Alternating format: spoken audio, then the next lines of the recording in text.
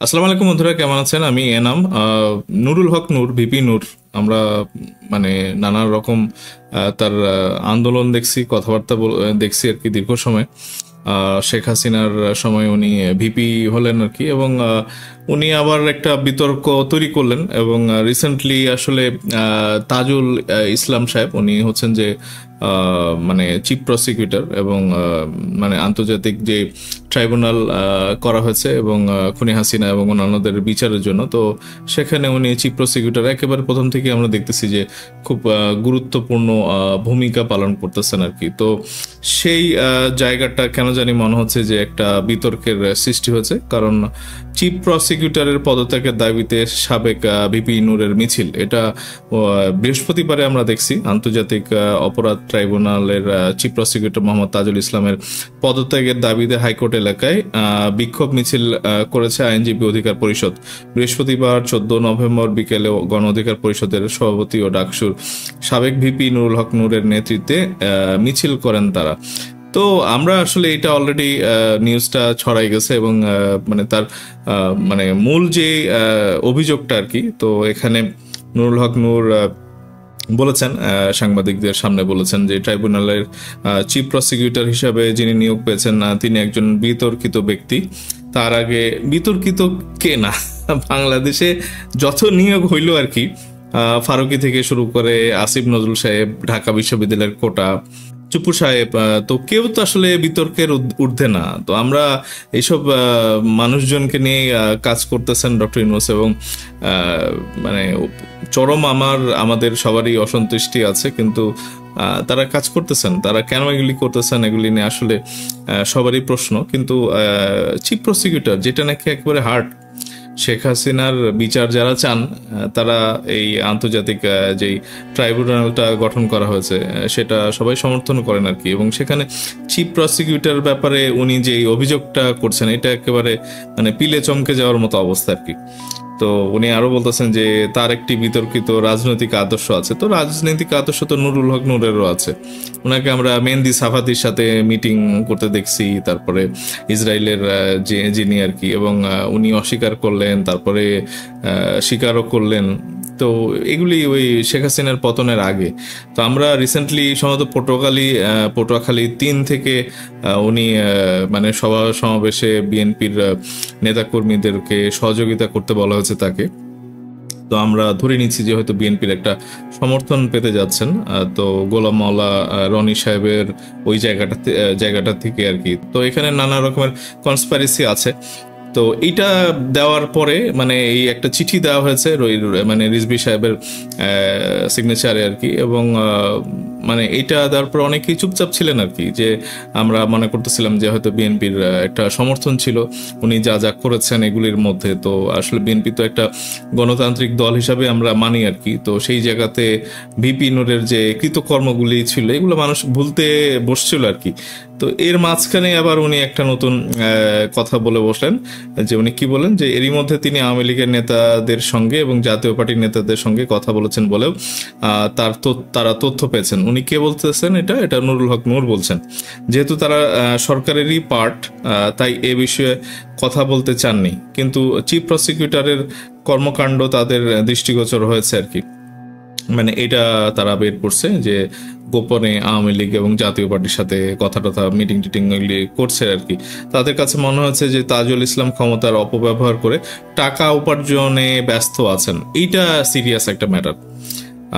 জানা যায় কাউন্সিলের মাধ্যমে গণ অধিকার পরিষদে নতুন নেতৃত্ব নির্বাচিত হওয়া ও ডক্টর রেজা কিবরিয়া দল থেকে তো আমরা আসলে এই মূল যে অভিযোগটা, তো সেখানে আমরা একটু কনসেন্ট্রেট করতে চাই যে টাকা উপার্জন মানে ঘুষ ঘাসের ব্যাপার স্যাপার আর কি। তো এইটা যদি তাজুল ইসলাম সাহেব করে থাকেন তাহলে তো ওনার একটা পদত্যাগ আমরা চাইতেই পারি। তো এইটার বিপরীতে আমরা আজকে দেখলাম যে চিফ প্রসিকিউটরের কাছে ক্ষমা না চাইলে নূরের বিরুদ্ধে ব্যবস্থা। এটা ডেফিনেটলি চিফ প্রসিকিউটর সাহেব তাজুল ইসলাম সাহেবের মানে ক্ষোভ থেকে এটা আসছে আর কি। তো হোয়াট এভার, আমার কথা হলো যে চিফ প্রসিকিউটর যদি ভালো হয়ে থাকেন, উনি যদি শুদ্ধ হয়ে থাকেন, তাহলে ভিপি নূরের এই যে মানে মিথ্যা প্রচার বা উনি দলবল নিয়ে ওখানে চলে গেলেন কেন, মিছিল করলেন কেন, তো তো এগুলি একটা মানে প্রোটেস্টও করা হয়েছে চিফ প্রসিকিউটরের লোকজনরা আর কি। তো এই দ্বন্দ্ব, তো মতভেদ এবং অভিযোগ, এগুলো তো আসলে বাংলাদেশের বর্তমান প্রেক্ষাপটে এটা কারা করবে? এটা মানে ভারতের মানে শেখ হাসিনা, এগুলোর তো ইন্ধন থাকবে, অবশ্যই থাকবে। এবং এই অরাজকতা সৃষ্টি করে এই বিচার মানে ব্যবস্থা যেটা হচ্ছে এটাকে থামিয়ে দেওয়া, বন্ধ করা, নানা রকমের চক্রান্ত থাকতেই পারে। এখন নূর যদি সত্যি হয়ে থাকে তাহলে চিফ প্রসিকিউটরকে ইমিডিয়েটলি বিচারের আওতায় আনা উচিত। এবং যদি নূর মিথ্যা এগুলি করে, আমরা দেখেছি যে শেখ হাসিনার আমলে একেবারে লাস্ট মোমেন্টে তাকে অ্যারেস্ট করে রিমান্ডে মানে জেলে আটকে রাখা হয় আর কি। কিন্তু উনি কিন্তু বহাল তবিয়তে রাজনীতি অঙ্গনে আসছেন আর কি। মানে অনেকে বলেন যে মানে আওয়ামী লীগের একেবারে প্যাট্রোনাইজ ছিল, কারণ আওয়ামী লীগের দুঃশাসনে যারা যারা নির্বাচিত হয়েছে, ভুয়া নির্বাচনে নির্বাচিত, তো সেখানে ভিপি ইলেকশনেও আমরা জানি যে ডাকসুর ভিপি যে ইলেকশনে উনি জিতে একবারে সরাসরি গণভবনে গিয়ে শেখ হাসিনার পা ছুঁয়ে সালাম করলেন আর কি। তো এগুলি আসলে তার উত্থানটা আমরা জানি, এটা একেবারে শর্টকাট ওয়ে। তো এখন যারা ছাত্র রাজনীতি করতেছে, কিংস পার্টি করার চিন্তা ভাবনা করতেছে, তো এগুলি আমরা আসলে মানে পাবলিকের সাথে কানেকশন না থাকলে বাংলাদেশের রাজনীতি ওই শাহবাজের মতো পাকিস্তানের সরকার গঠনের কোনো দরকার নেই। হ্যাঁ, ওখানে গণতন্ত্রের জন্য মানে আন্দোলন হলো, ভোটে ইমরান খান জয়ের একটা মানে এনভায়রনমেন্ট আমরা দেখছিলাম, এবং সাথে সাথে আমরা আবার তাকে বন্দির হইতেও দেখছি আর কি। তো এই সেম বাংলাদেশে যেরকম খালেদা জিয়া, আমি কনক সারা সাহেবের কালকে একটা ভিডিও দেখতেছিলাম আর কি। তো তারা মানে 13 তারিখের একটা 13 নভেম্বরের শেখ হাসিনা যে কত বর্বর ছিল, খালেদা জিয়াকে তার ক্যান্টনমেন্টের বাসা থেকে মদ এগুলি, তারপরে পর্নোগ্রাফির ম্যাগাজিন এগুলা রেখে তাকে বিতর্কিত করে তার মানে প্রায় 40 বছরের উপরে তার যে স্মৃতি জড়ানো, যেই ক্যান্টনমেন্টে তার যে বাসগৃহ, সেখান থেকে উচ্ছেদ করা হয়েছিল আর কি। এখনো বেগম খালেদা যে ভাড়া বাসায় থাকেন আর কি।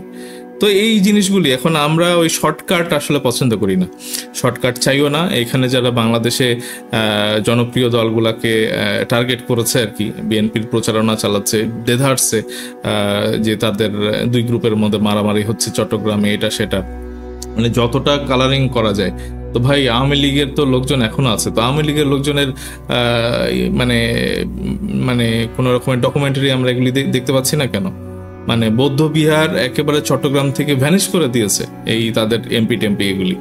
তো এইসব জিনিস মানে বেশি বেশি করে দেখানো উচিত। সেই জায়গাতেই কি করতেছে, বিএনপির উপরে মানে তারা কোন কোন জায়গাতে চাঁদাবাজি করলো, কোন বাস টেম্পো স্টেশনে কি কত 10 টাকা করে চাঁদা নিচ্ছে, এগুলি তারা দেখাতে ব্যস্ত। আওয়ামী লীগের যে দুঃশাসনের এই জিনিসগুলি তো মানুষকে এত তাড়াতাড়ি ভুলতে দেওয়া উচিত না আর কি। তো এই ভিপি নূর যদি এরকম শর্টকাট ওয়েতে আবার ক্ষমতা যাইতে চাই, তো মানে ছাত্র সমন্বয়কারীদের ভিতরেও তার কানেকশন ছিল আমরা জানি। তো আমি জানি না যে আসলে গণতান্ত্রিক ওয়েতে এগুলো হচ্ছে কিনা, বাট চিফ প্রসিকিউটরের বিরুদ্ধে যদি অভিযোগ সত্যি হয়ে থাকে তাকে দ্রুত বিচারের আওতায় নিয়ে আসা উচিত। এবং ভিপি নূর যদি মিথ্যা বলে বা এটা যদি একটা মিথ্যা অভিযোগ হয় একটা অরাজকতা সৃষ্টির জন্য, ইমিডিয়েটলি ভিপি নূরকে অ্যারেস্ট করে তাকে বিচারের আওতায় নিয়ে আসা উচিত। তো বন্ধুরা, এখনকার মতো এইটুকুই। আপনারা যারা আমার ভিডিওটা দেখতেছেন অবশ্যই সাবস্ক্রাইব করবেন, লাইক করবেন, কমেন্ট করবেন, শেয়ার করবেন, এবং আপনাদের মূল্যবান কমেন্টটা এখানে অবশ্যই দিতে ভুলবেন না। তো খুব তাড়াতাড়ি দেখা হচ্ছে। ধন্যবাদ সবাইকে। আসসালামু আলাইকুম।